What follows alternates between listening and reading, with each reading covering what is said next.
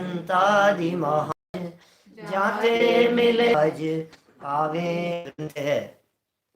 और यहाँ आचार्य कल्प पंडित प्रवर टोडरमल जी साहब परंपरा की चर्चा कर रहे थे और परंपरा की चर्चा करते हुए उन्होंने बतलाया कि हम तक जो बात चली आई है, हम ऐसा विश्वास दिला सकते हैं आपको। साहब आप कैसे कहते हो कि कहने वाले जो थे ना, अस्य मूल ग्रंथ करता रहे श्री सर्वज्ञ देव है।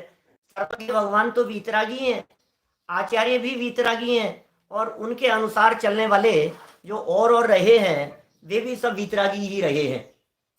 इसलिए जो बात कही गई है उसमें किसी भी प्रकार की मिलावट की संभावना नहीं। प्रत्येक व्यक्ति को परीक्षा करके देखना चाहिए। हिसाब शास्त्रों में कहीं किसी तरह की कोई मिलावट हो गई हो तो बोले झलक नहीं मिलती सच्चे और झूठे मोतियों की। जैसे सच्चे झूठे मोतियों की का प्रयोजन नहीं मिल रहा है कि जैन धर्म है, बोले ऐसा जैन धर्म मिथ्या मान्यता का पोषण करने वाला रंच मात्र भी नहीं। प्रयोजन तो खोटा नहीं था हमारा, लेकिन हम समझ ही नहीं पाए उस विषय को। आगे चलने वाले चलाने नहीं देंगे। समझदार लोग आगे बहुत होंगे, वो उस बात को आगे बढ़ने नहीं देंगे। ऐसी सावधानी की बात यहाँ कही गई। देखिए पेज नंबर 13 से इस बात को थोड़ा सा हम पढ़ते हैं आगे। पुनश्च, बीच में एक पैराग्राफ दिया है, पुनश्च इतना जानना कि जिनको अन्यथा जानने से जीव का बुरा हो, गलत समझ लिया, जीव का बुरा हो, ऐसे देवगुरु धर्मादिक का तथा जीव अजीवादिक तत्वों को तो श्रद्धानी जैनी अन्यथा जानते ही नहीं है। माने इनमें किसी भी प्रकार की गड़बड़ी होने की, वे कभी भी इस तरह की गड़बड़ी नहीं करते हैं। क्यों? क्योंकि वे श्रद्धानी है।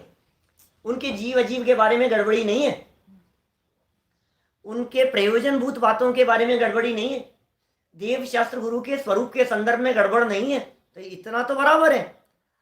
और इनका प्रसिद्ध कथन है तो मुख्य तो यही कथन मिलेगा। और जिनको भ्रम से अन्यथा जानने पर भी जिन आज्ञा मानने से जीव का बुरा नहीं हो, ऐसे बहुत सारे प्रकरण हैं। मेरू पर्वत कहीं 1,00,000 योजन का कहा, कहीं 1,40,000 योजन का कह दो, तो क्या फर्क पड़ता है उसमें? कौन सा फर्क पड़ने वाला है इससे? त्रसनाली कितनी बड़ी है? बोले 14 राजू की। कोई कह रहा है कुछ कम 13 राजू, यति वृषभाचार्य कह रहे हैं कुछ कम 13 राजू। बात में यदि फर्क भी हो तो उससे कोई फर्क, प्रथमानुयोग की कथा कुछ इधर उधर हो जाए तो उससे फर्क नहीं पड़ता। चरणानुयोग के कथनों में, कर्णानुयोग के कथनों में यदि किसी तरह का कोई भेद हो तो कोई फर्क नहीं पड़ता। लेकिन प्रयोजनभूत बातों में किसी को कोई अन्यथा। सम्मायिति जीवो उवेठम पवयणम तु सदहरी सदुरुणियोगा। गुमस्तार जीव कांड की 27 नंबर की कथा है।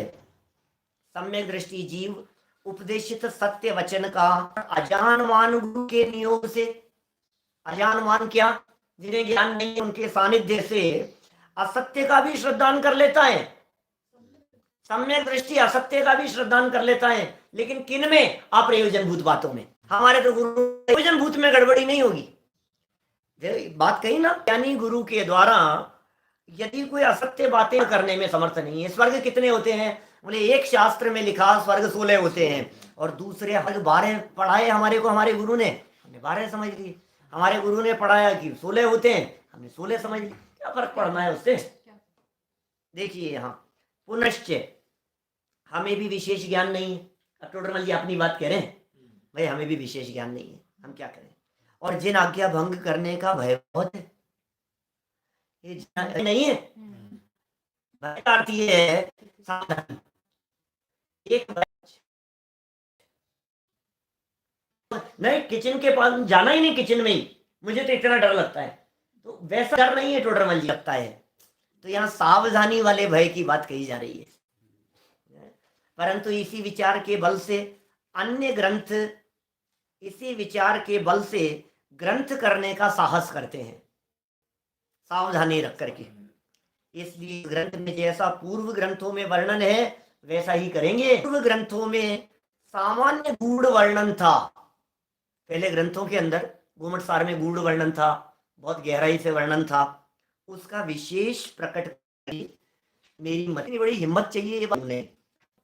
सावधानी करने पर भी कहीं कोई सूक्ष्म अर्थ अन्यथा वर्णन हो जावे तो विशेष इस बात को आप यदि ऐसा लगे कि ये बराबर नहीं है, मेल नहीं खा रही है, तो चलने मत देना, सुधार करके पढ़ना। मेरी प्रार्थना है उसे संवार कर पढ़ें, संवार कर शुद्ध करें। कौन? हर व्यक्ति नहीं। आज तो ऐसा हो रहा है टोडरमल जी के कथनों के शब्दों की तरफ मत देखो, गलत नहीं है। लोग तो ऐसे मिलते हैं जो ये कहते हैं गृहस्थों की बात नहीं पढ़ना। लोग समाज में विद्वानों की बात मत पढ़ो, आचार्यों की बात पढ़ो। और पता है ऐसी बातें कौन कह रहे हैं? जो खुद विद्वान है वो ये कह रहे हैं विद्वानों की लिखी हुई शास्त्र मत पढ़ो, आचार्यों की पढ़ो। गजब हो गया। खुद लिखे तुम मत पढ़ना, कैसा मिथ्या प्रचार चलता। देखिए इस प्रकार शास्त्र का वर्णन करते हैं। हमारे टोडरमल जी बीच बीच में भूमिका बनाते चले जाते हैं कि क्या उधर साइड में बस।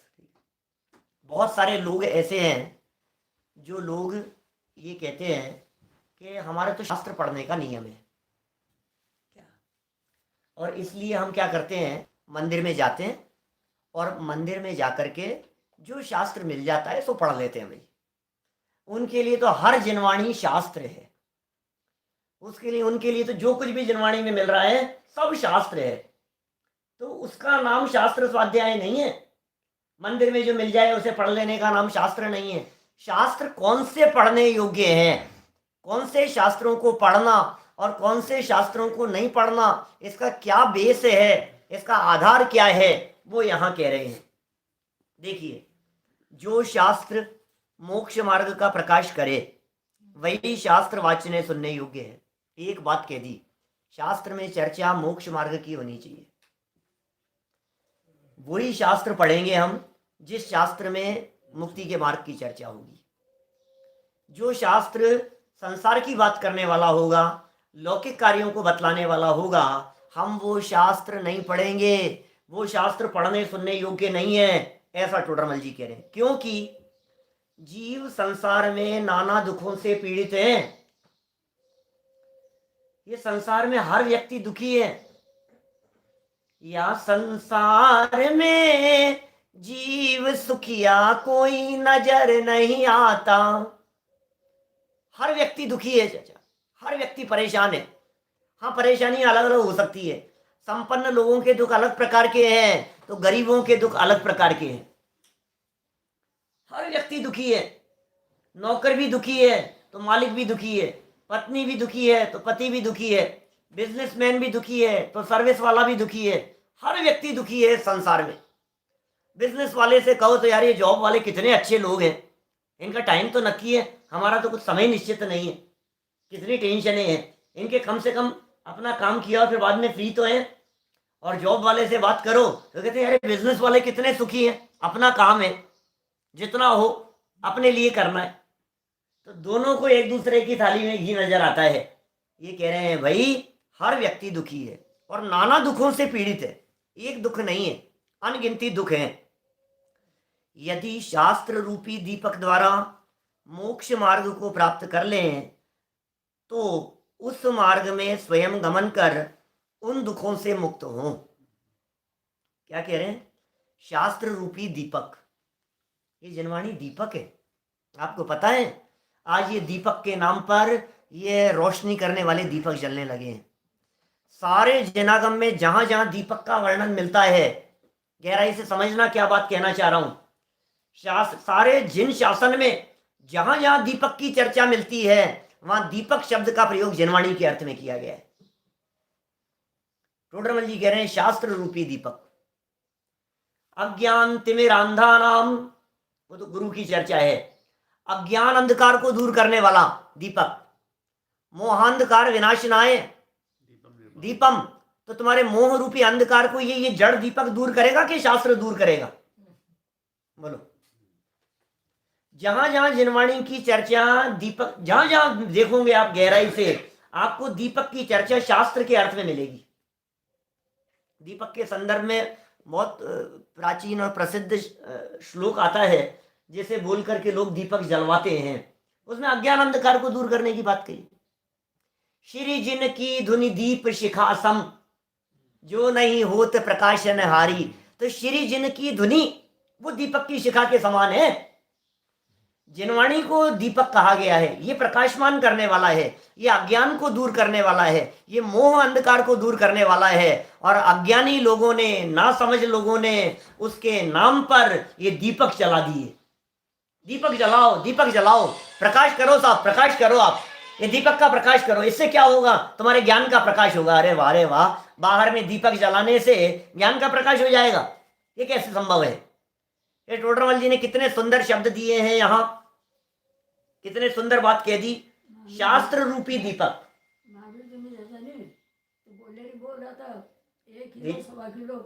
बोलो आप। लोग ऐसी मान्यताएं चल गई है। एक्चुअल में क्या है, पुराने समय में जिस समय बिजली नहीं थी, लाइट नहीं थी, रोशनी और प्रकाश के साधन नहीं थे, उस समय में दीपक जलाए जाते थे।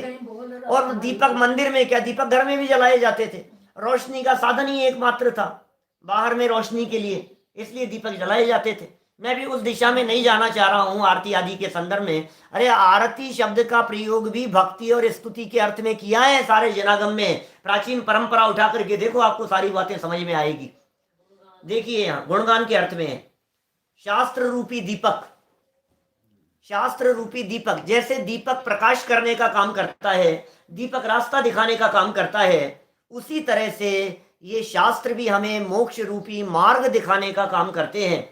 और यदि जैसे दीपक से रास्ता देखकर उस रास्ते पर चले तो मंजिल पर पहुंचता है, उसी प्रकार शास्त्र रूपी दीपक को के माध्यम से मोक्ष मार्ग को देखकर उस पर गमन करें तो दुखों से मुक्त होता है। माने हमारी ये जिनवाणी दुखों से मुक्त करने के लिए है। तो मोक्ष मार्ग एक वीतराग भाव है। मोक्ष मार्ग वीतराग भाव है। इसलिए जिन शास्त्रों में किसी प्रकार राग द्वेष मोह भावों का निषेध करके वीतराग भाव का प्रयोजन प्रकट किया हो, उन्हीं शास्त्रों का वाचना सुनना योग्य है, उचित है। वीतरागता का पोषण होना चाहिए भाई साहब। वीतरागता की पोषक ही जिनवाणी कहलाती है। सिर्फ जिनवाणी में वीतरागता का पोषण होगा, राग भाव का पोषण नहीं होगा। राग द्वेष मोह का निषेध जिन शास्त्रों में किया हो, वे ही शास्त्र पढ़ने योग्य है। वाचना मतलब पढ़ना। वाचना शब्द मतलब पुराना शब्द है, पुरानी भाषा का वाचना कहते हैं। शास्त्र वाचना, थोड़ा सा हमें ऐसे कहा करते थे हमारे दादी जी, बाबू थोड़ा सा शास्त्र वाच बता दे, सुना दे। तो वाच करना मतलब पढ़ना और सुनना, ये उचित है। ये टोडरमल जी इस बात का भी निषेध कर रहे हैं, राग बढ़ाने वाली कथाओं को पढ़ना और सुनना भी नहीं। जिन शास्त्रों में, अरे वो शास्त्र ही नहीं है, आगे तो पंक्ति ऐसी कहने वाले हैं, जहां मोह का पोषण किया हो, जहां राग का पोषण किया हो, जहां विषयादिक का पोषण किया हो, जहां हिंसा का पोषण किया हो, जहां शुभ राग में धर्म बतलाने का पोषण किया हो, बोले वो शास्त्र सच्चा शास्त्र नहीं हो सकता है। तुम्हें कसौटी दे दी हमने वीतरागता, बस इस कसौटी पर कस करके देखो आप। हम आपको धोखे में नहीं रखना चाह रहे। बेचारा व्यक्ति राग द्वेष से पहले ही दुखी था, विषय कषाय से पहले ही दुखी था, और तुमने यहाँ जिन मंदिर में आने के बाद उसे वापस विषय कषाय के पोषण का रास्ता दिखा दिया, तो बेचारे के साथ में कितना बड़ा अन्याय कर दिया। कल परसों कही थी ना मैंने, अंध आंसू जन की आंखियां में, तो हालत है बिल्कुल। राग उदय जग अंध भयो सहजे सब लोगन लाज गवाई, सीख बिना नर सीख रहे विषयादिक भोगन की सुधराई, और तापर और रचे रस काव्य का कही है तिन की निठुराई, अंध असुजन की आँखियन में झोंकत है राज राम दुहाई। कुछ समझ में आई क्या बात?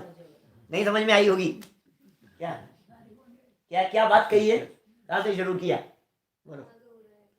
राग उदय जग अंध भयो, राग के उदय में ये सारे जगत के प्राणी पहले ही अंधे दिखाई, अंधे हो रहे हैं। राग हावी हो रहा है, मोह हावी हो रहा है, कषाएं हावी हो रही है, विषय वासनाएं हावी हो रही है। पहले ही राग के उदय में ऐसा हो रहा है।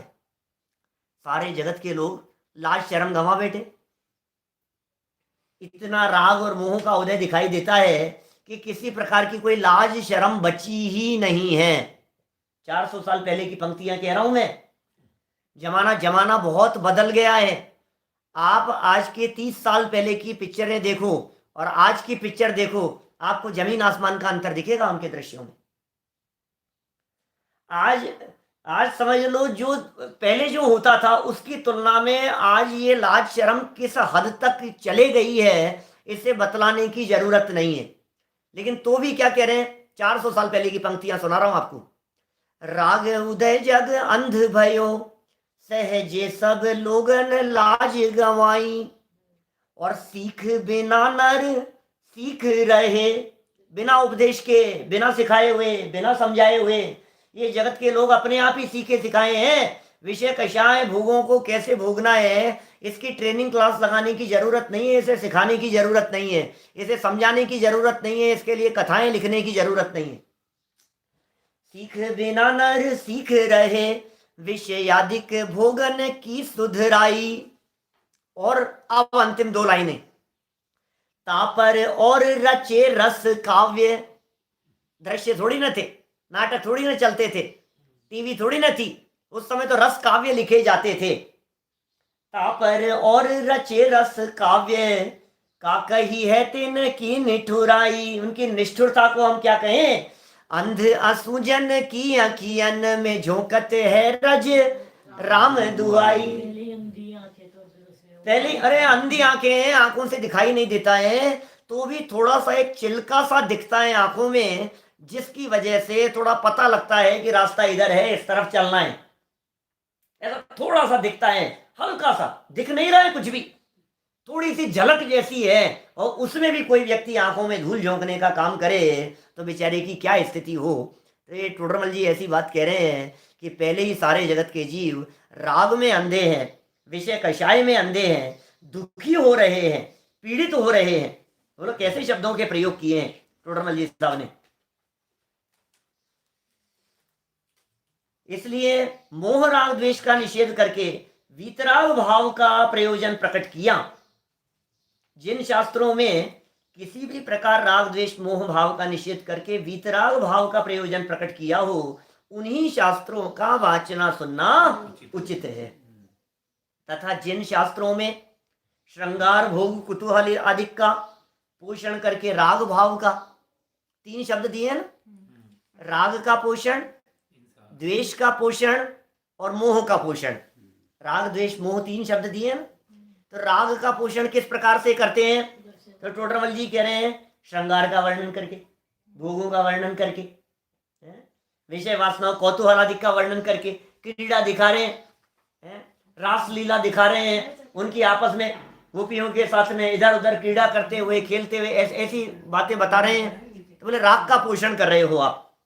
और हिंसा का पोषण किया हो, युद्ध का पोषण किया हो, लड़ाई झगड़े का पोषण किया हो, नहीं नहीं, उसको तो ईंट का जवाब पत्थर से दिया ही जाना चाहिए। नहीं भाई, हमारे पार्श्वनाथ स्वामी ने ईंट का जवाब पत्थर से दिया था क्या। ये तो वीतरागता का मार्ग है। यहां लड़ाई का पोषण नहीं किया जाता। अरे वो भी लड़े थे लोग। देखो, अपनी मान्यता का पोषण करने के लिए व्यक्ति शास्त्र का भी सहारा ले लेते हैं, इसमें शास्त्र का कुछ दोष नहीं है। भरत बाहुबली भी तो लड़े थे। हम लड़ते हैं तो क्या हो गया इसमें, कौरव पांडव नहीं लड़े थे क्या। बिल्कुल सही कह रहे हो, भरत बाहुबली भी लड़े थे। तो तुम ये बात पढ़ करके भाई भाई लड़ना सीख रहे हो।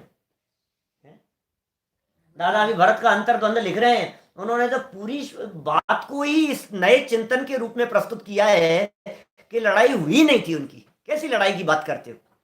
और जहां जहां शास्त्र में उनकी लड़ाई की बात लिखी हो और उसे पढ़ करके तुम अपने कषाय का और लड़ने का पोषण करो, तो बोले तुम्हें पढ़ना नहीं आता है। और सुनो, तुम कह रहे हो ना वे भी लड़े थे इसलिए हम भी लड़ते हैं। सुनो, लड़ने के बाद में दोनों में से एक ने दीक्षा ले ली थी, दूसरे ने बाद में ली थी। तुम लोगों में से कौन ले रहा है बताओ पहले दीक्षा। नहीं, लड़ना तो सीख रहे हो और दीक्षा नहीं सीख रहे हो। लड़ना तो सीख रहे हो और वैराग्य नहीं सीख रहे हो। प्रथमानुयोग के ग्रंथों में भले विषय कषाय की चर्चाएं की गई हो, लेकिन पोषण वीतरागता का करते हैं। समझ में आ रही है बात। भले युद्ध का वर्णन किया गया हो, लेकिन पोषण तो राग और कषाय, युद्ध, लड़ाई झगड़ा, इनको मिटाने का ही किया गया है। वर्णन करना अलग बात है और पोषण करना अलग बात है। सारा जनागम प्रथमानुयोग के जितने ग्रंथ हैं, राजाओं की चर्चा करेंगे, विषयों की बातें करेंगे, और फिर अंत कहाँ दिखाएंगे उनका? वैराग्य पर दीक्षा लेकर के दिखाएंगे। देखो सब छोड़ छाड़ करके सब मुनि दीक्षा लेकर के मुक्ति की प्राप्ति कर ली, वहां तक पहुंचाएंगे। प्रयोजन वहां पहुंचाना है। कहते हैं अंत भला सो सब भला। तो अंत भला माने क्या? वीतरागता, इसका नाम है अंत। अंत माने सिद्ध दशा। हमारे प्रथमानुयोग की कोई भी कथा हो, वो कथा, वो कहानी मुक्ति में ले जाने के पहले खत्म नहीं होती।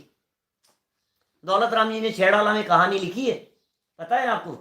वो कहानी कहां से लिखी? तास भ्रमण की है बहु कथा, कहानी लिखी उन्होंने। बोले ये कहानी कब तक चलेगी? बोले रही है अनंत काल यथा तथा शिव परिणय, सिद्ध अवस्था की प्राप्ति छठी ढाल में अंत में। बोले वहां तक कहानी चलेगी। बोले उसके बिना? बोले फिर तो चल ही रही है कहानी। बोले अभी नरक में चला गया तो कुछ नहीं हुआ, कहानी चल रही है अभी। कि स्वर्ग में चला गया? बोले अभी कहानी चल रही है, खत्म नहीं हुई। कभी स्वर्ग में, कभी नरक में, कभी तिर्यंच में। बोले अभी कहानी चल रही है। कहानी का अंत कहाँ होगा? बोले कथा का अंत सिद्ध दशा में होता है। हमारे शास्त्रों का प्रयोजन वीतरागता का पोषण करने का होता है। पहले वाक्य क्या कह दिए इन्होंने? कौतूहलादिक का पोषण करके राग भाव का वर्णन किया हो, कहीं पोषण किया हो। युद्ध हिंसादिक का पोषण करके द्वेष भाव का पोषण किया हो। और अतत्व श्रद्धान का पोषण करके मोह भाव का प्रयोजन प्रकट किया हो। वे शास्त्र नहीं शस्त्र है। ये तीसरी लाइन बड़ी गजब की कही है। दो तो सबके समझ में आती है, तीसरी समझ में नहीं आती है। श्रृंगार समझ में आता है, भोग समझ में आते हैं, और कौतूहलादिक के अंदर क्रीड़ाएं समझ में आती है। इन सब से तो राग का पोषण होता है ना? मन लगाने के लिए हंसी मजाक, हंसी ठिठोली करते रहे इस तरह से। हिंसा और युद्धादिक का पोषण करके द्वेष भाव का, लड़ाई झगड़े का पोषण हो गया। अब तीसरा कह रहे हैं अतत्व श्रद्धान का पोषण करके मोह भाव का प्रयोजन प्रकट किया हो। यह अतत्व श्रद्धान क्या चीज है? अतत्व श्रद्धान है देवगुरु धर्म के संदर्भ में विपरीत बातें। अतत्व श्रद्धान का मतलब है सात तत्व के संदर्भ में विपरीत बातें, छह द्रव्यों के संदर्भ में विपरीत बातें, भगवान के स्वरूप को बिगाड़ करके रख दिया, यह अतत्व श्रद्धान है। षट अनायतन, यह अतत्व श्रद्धान के अंतर्गत जाएगा। कुदेव कुगुरु कुधर्म की उपासना, यह अतत्व श्रद्धान के अंतर्गत जाएगा। भगवान को, परमात्मा को भी ये विषय भोगादिक करते हुए दिखा करके कहे वही कर रहे हैं, उसमें क्या हो गया? ये अतत्व श्रद्धा ने मोह भाव का पोषण किया है। उसमें मोह माने मिथ्यात्व, ये जो कह रहे मोह भाव का पोषण किया। जब का राग भाव का पोषण किया और द्वेष भाव का पोषण किया, ये चारित्र मोहनी कर्म के उदयजन्य बातें हैं। और जहां मोह कहा गया हो, ये दर्शन मोहनी के उदयजन्य है। राग द्वेष माने चारित्र मोह और मोह माने दर्शन मोह। तो जहां अतत्व श्रद्धान कहा है, ये दर्शन मोह की बात कहना चाहते हैं, ये मिथ्यात्व की बात कहना चाहते हैं। वो सब शास्त्र नहीं है, शस्त्र है। ये शास्त्र नहीं है। शस्त्र क्यों कह रहे हैं उनको? शस्त्र इसलिए कह रहे हैं कि ये तुझे नुकसान पहुंचाने वाले हैं। शस्त्र इसलिए कह रहे हैं कि ये तेरा घात करने वाले हैं। शस्त्र इसलिए कह रहे हैं कि ये तेरे मुक्ति मार्ग को काटेगा, संसार मार्ग को बढ़ाएगा। ये तेरे ज्ञान दर्शन सुखवीर चारित्र आदि का घात करने वाला है, नुकसान पहुंचाने वाले हैं। ये तेरे अनंत संसार को बढ़ाने वाले हैं, इसलिए ये सब शस्त्र के समान हैं। शस्त्र का की बात कही यहां, शास्त्र नहीं शस्त्र हैं। क्योंकि इनको शस्त्र क्यों कह रहे? क्योंकि जिन राग द्वेष मोह भावों से जीव अनादि से दुखी हुआ, ओहो किन से दुखी हुआ? देखो टोडरमल जी ये कह रहे हैं आप बाल बच्चों से दुखी नहीं हो, आप अपने राग से दुखी हो, आप अपनी कषाय से दुखी हो। किसी व्यक्ति ने सामने जवाब दे दिया तो आप उससे दुखी नहीं हो। कोई व्यक्ति आपका कहना नहीं मान रहा है, इससे दुखी नहीं हो आप। किसी व्यक्ति ने आपका अपमान किया, आप इससे दुखी नहीं हो। किसी व्यक्ति ने आपका धन चुरा लिया, आप इससे दुखी नहीं हो। ये सब संयोग हैं, ये सब परिस्थितियां हैं। दुख का कारण संयोग नहीं है, दुख का कारण परिस्थितियां नहीं है, दुख का कारण जगत नहीं है। रामचंद्र जी इस बात से दुखी नहीं थे कि रावण सीता को उठा करके ले गया। कि क्या बात कर रहे हो, इसी से तो दुखी थे वे। नदी नालों से पूछते रहे, जगह जगह रोते रहे, पीड़ित होते रहे। किससे दुखी है? अपने मोह से दुखी है, अपने राग से दुखी है, अपने चारित्र मोह के कारण दुखी है। जितना राग है उतना दुख है, जितनी कषाएं हैं उतना दुख है, जितनी अज्ञानता है उतना दुख है। माने दुख का कारण राग है, दुख का कारण कषाय है, दुख का कारण मोह है, दुख के कारण अज्ञानता है। ये जीव अपने राग के कारण दुखी होता है। बच्चे सुनते नहीं है तो किस किस वजह से दुखी है? सुन नहीं रहे। ये सुनने लग जाए तो सुखी हो जाएंगे ना कि नहीं? भाई बच्चा परदेश चला गया, अब किस बात से दुखी है बताओ? किस बात से दुखी है? अपने राग से दुखी है। बच्चा रोटी नहीं खा रहा है, बच्चे की तबीयत खराब हो गई, तो बच्चे की तबीयत खराब हो गई, तुम क्यों दुखी हो? अपने मोह से दुखी है। ये टोडरमल जी इन बातों को आगे चल करके इतना ढंग से बहुत अच्छी भाषा में सिद्ध करेंगे कि तेरे दुख का कारण जगत में नहीं है। और ये क्या करता है? जगत के पदार्थों को अपने दुख का कारण मानकर उन्हें हटाने सटाने का प्रयास करता रहता है। ये मेरे दुख का कारण है, इसको हटाओ। ये मुझे पसंद नहीं है, इसको हटाओ। ये क्या सब्जी बना ली आपने? ये मेरे दुख का कारण है। भाई तेरा जो ये राग है ना कि ये मुझे पसंद है और ये मुझे पसंद नहीं है, ये तेरे दुख का कारण है। माने हमारे दुख के कारण कहीं बाहर में नहीं है, हमारे दुख के कारण हमारे ही भीतर मौजूद हैं। इसलिए यदि तू सुखी होना चाहता हो तो जब दुख का कारण ही अंदर है तो बाहर के पदार्थों को हटाने से तू सुखी नहीं हो पाएगा। जहां कारण है वहां मिटाना पड़ेगा। ये चलती है ना ऐसी बात कि दाग यदि चेहरे पर लगा हो तो आईना साफ करने से काम नहीं चलेगा। दाग चेहरे पर था, आईना साफ करता रहा तो क्या होगा? उससे दाग और ज्यादा साफ दिखेगा, मिटेगा नहीं। मिटाने के लिए आईना नहीं, चेहरा साफ करना पड़ेगा। ऐसे ही ये कह रहे हैं प्रॉब्लम कहाँ थी? बोले प्रॉब्लम यहाँ थी। सुधार कहाँ करना है? बोले सुधार यहाँ करना है। प्रॉब्लम ही यही हो रही है। पता है आपको? घर घर की टेंशन, घर घर की समस्या। हम लोगों के घरों में जाते हैं, पूरे दुनिया भर में घूमते हैं, भोजन के लिए जाते हैं, घर घर में जाकर के भोजन करते हैं। 50% से ज़्यादा घरों में ये चर्चा होती है। जब हम भोजन के लिए जाते हैं तो कहते हैं पंडित जी एक काम करो, अब आज आप हमारे यहाँ आए हो, थोड़ा इनको समझा जाओ। क्या? थोड़ा बच्चों को समझा दो, बस इनको समझा दो आप। हमारे तो ये सुनते नहीं है, हमारे तो ये मंदिर नहीं आते हैं, बस ये समझ जाए तो काम हो जाए। खुद को किसी को नहीं समझना है, सबको दूसरों को समझाना है। बोलो, मैं कहता हूं दो व्यक्तियों में झगड़ा हो जाए, दो भाइयों में झगड़ा हो गया आपस में, तो माँ बाप क्या करेंगे? बोलो, समझाएंगे ना। जिसको समझाते हैं वो व्यक्ति पलट करके ये कहता है मुझे मुझे समझाते हो, उसको तो कोई नहीं समझाता है। बोलो, मुझे नहीं समझना है। मैंने आकर के आपको बात कही चाचा कि मैं इनसे बहुत परेशान हूं, तो आप क्या कहेंगे? आप मुझे समझाएंगे ना, समझाने की कोशिश करेंगे ना। और मैं आपको ये बात कहूं कि आप मुझे क्यों समझा रहे हो, उसको समझाओ जाकर के। हम आपसे पूछ रहे हैं परेशान कौन है? परेशान कौन है? मैं बहुत परेशान हूं। समझाएं किसको? उसको। बात समझ में आ रही है? मैं इससे बहुत परेशान हूं, इसको समझा लो कि परेशान कौन है। कि परेशान तो मैं हूं, तो समझाना किसको है? जहां परेशान है इलाज तो उसका करना पड़ेगा ना। परेशान मैं हूं और इलाज करो इनका। क्यों? सब मेरे बहुत तेज सर दर्द हो रहा है, इनको दवाई खिलाओ। ऐसा होता है अक्षम कभी? मेरे बहुत तेज सर दर्द, मेरे बुखार हो रहा है, इनका इलाज करो। मेरे घुटनों में दर्द है, इनका ऑपरेशन कराओ। दुनिया में होता है ऐसा कभी? जहां चोट लगी हो मल्लम वहां लगाई जाती है ना। तो परेशान कौन है? मैं सास से बहुत परेशान हूं, मेरी सास बहुत खराब है, मेरी जेठानी बहुत खराब है, मैं इससे बहुत परेशान हूं, इसका इलाज करो। कि परेशान कौन है? कि परेशान तो मैं हूं, तो इलाज किसका करें? कि इलाज उसका करो। इतनी मोटी मोटी बात समझ में नहीं आ रही है। हम अपने राग से परेशान हैं, हम अपने कषाय से परेशान हैं, हम अपने विकार से परेशान हैं, हम अपनी अज्ञानता से परेशान हैं। आचार्य देव ये कह रहे हैं तेरा ही इलाज किया जाएगा। पहले बता परेशान कौन है? बोले परेशान तो मैं हूं। तो फिर इलाज किसका करें? क्या? परेशान मैं हूं तो इलाज किसका किया जाए? ये दूसरे का इलाज करना चाहता है। कितनी सुंदर बात पंडित जी साहब की, एक एक पंक्ति कितनी मार्मिक है। ये अनादि काल से अपने राग देश मोह भाव से दुखी है। लाइन पढ़ो जरा क्या कह रहे हैं, किससे दुखी है।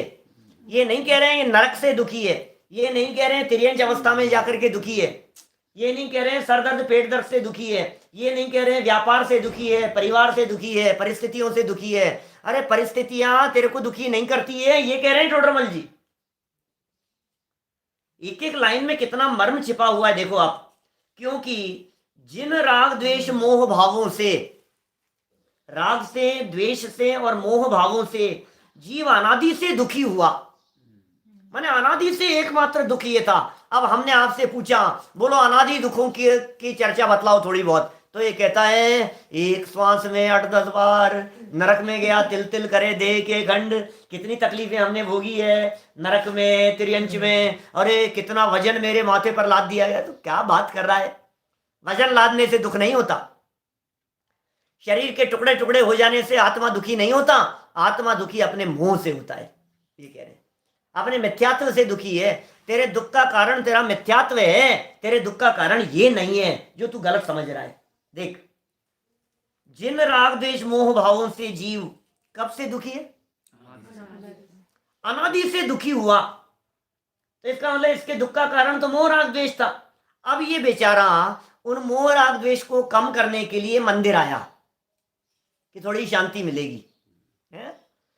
उनकी वासना जीव को बिना सिखाए ही थी, राग द्वेष मोह की वासना तो, क्योंकि अनादि के संस्कार थे, उनसे दुखी था, उनसे पीड़ित था, उनसे आकुलित था।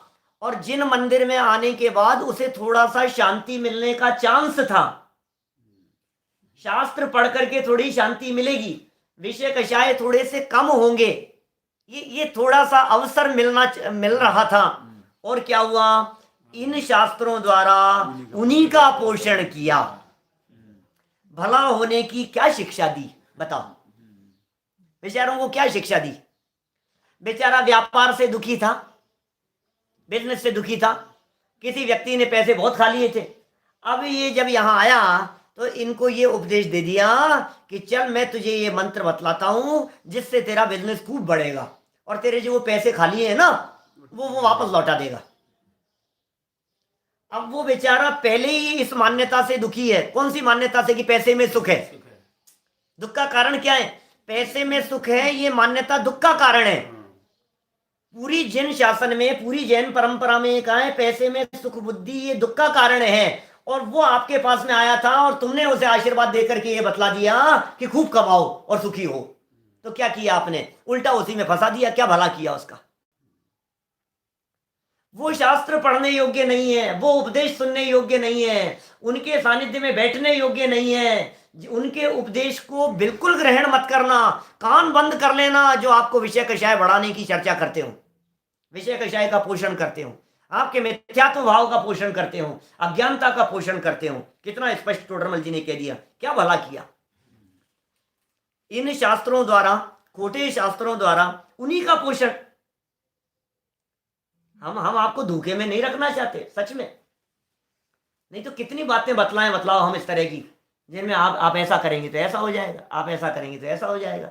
बहुत जनमत में भी इस प्रकार की मिलावट भरी बातें वर्तमान में बहुत चलने लग गई है। लेकिन कहते हैं ना, अपना लोटा छान करके पियो भाई।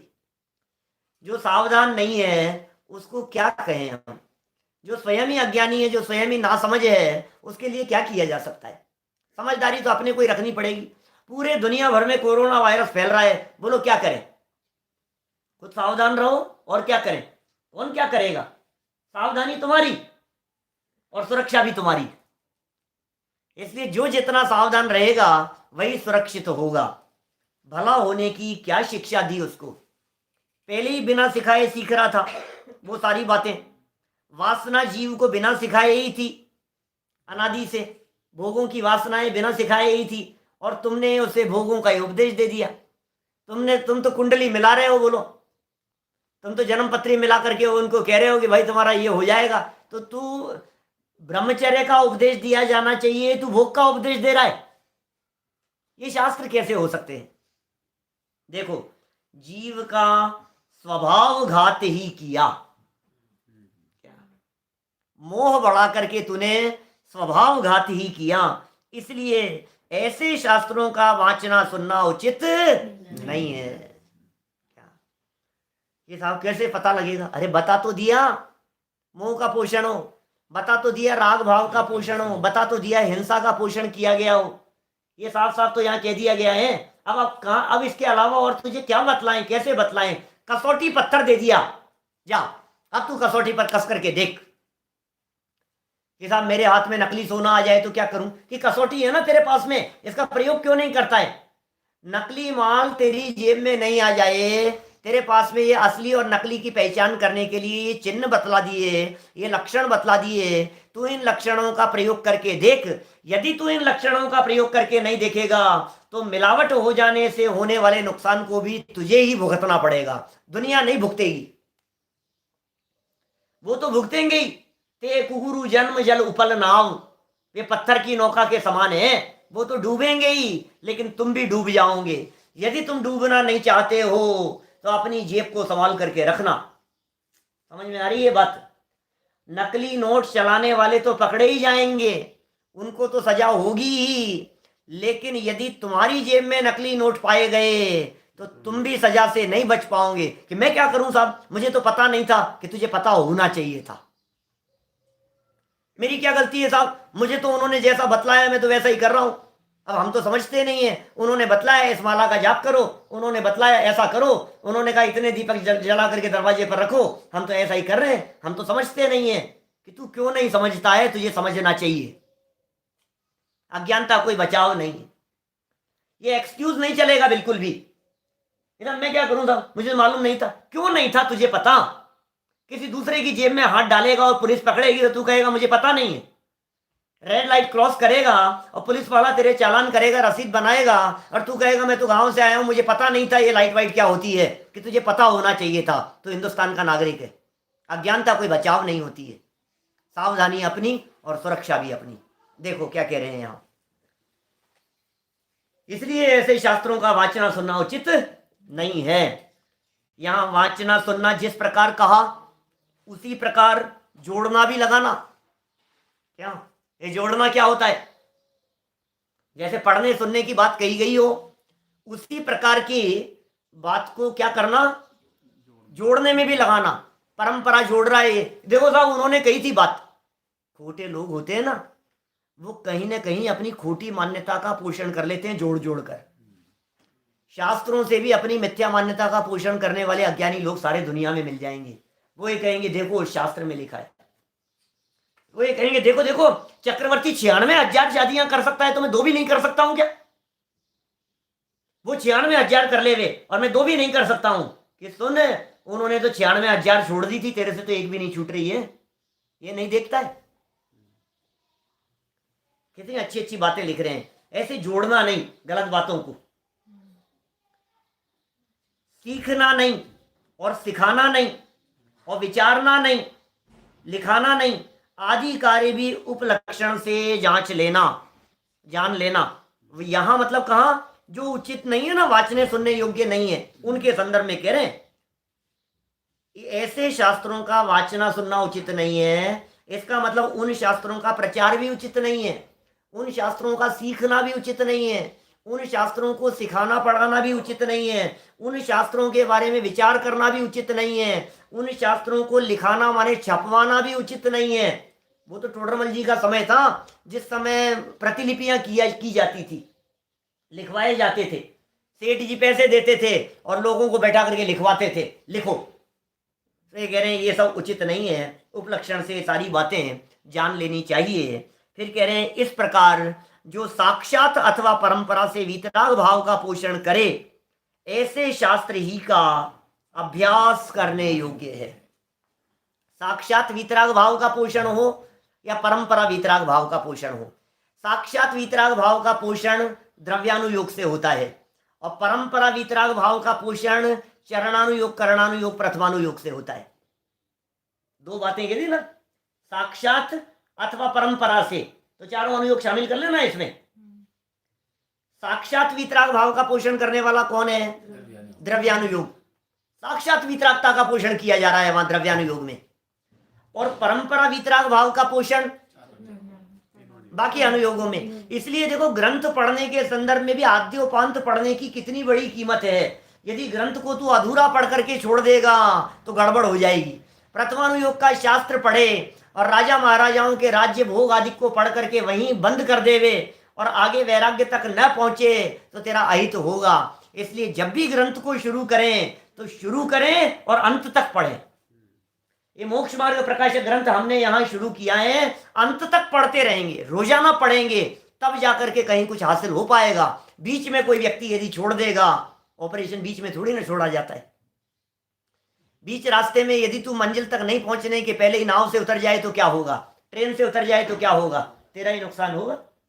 इसलिए जिसमें परंपरा से वितराग भाव का पोषण हो, ऐसे ही शास्त्रों का अभ्यास करना योग्य है। अब यहाँ एक नया प्रकरण शुरू कर रहे हैं। वक्ता कौन है, वक्ता का क्या स्वरूप है, वक्ता कैसे होने चाहिए, ये भी सुंदर बात कह रहे हैं। क्योंकि आज दुनिया में हर व्यक्ति वक्ता बना फिरता हुआ दिखाई देता है। जिसको देखो, एक टीवी चैनल खोलो आप तो वहां कोई ना कोई बाबा सुबह पहले उपदेश देते हुए दिखाई देते हैं।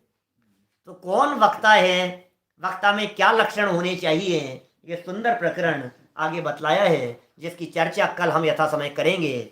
और आज शाम को 8 बजे इसी चैनल पर, इसी जगह पर, आपके घर में और आपके मोबाइल पर लाइव हम चर्चा करने वाले हैं। कुछ वर्तमान परिस्थितियों के संदर्भ में, कुछ समाधि के संदर्भ में, कुछ परिणामों की शांति के संदर्भ में। रात को ठीक 8 से 9 बजे तक हम मिलेंगे, मोक्ष मार्ग प्रकाशक की चर्चा करेंगे। कल ठीक सुबह है, प्रातः 9:20 पे। ओम नमः स्वरूपी अविनाशी आत्मस्वरूप सहजानंदी शुद्ध स्वरूप।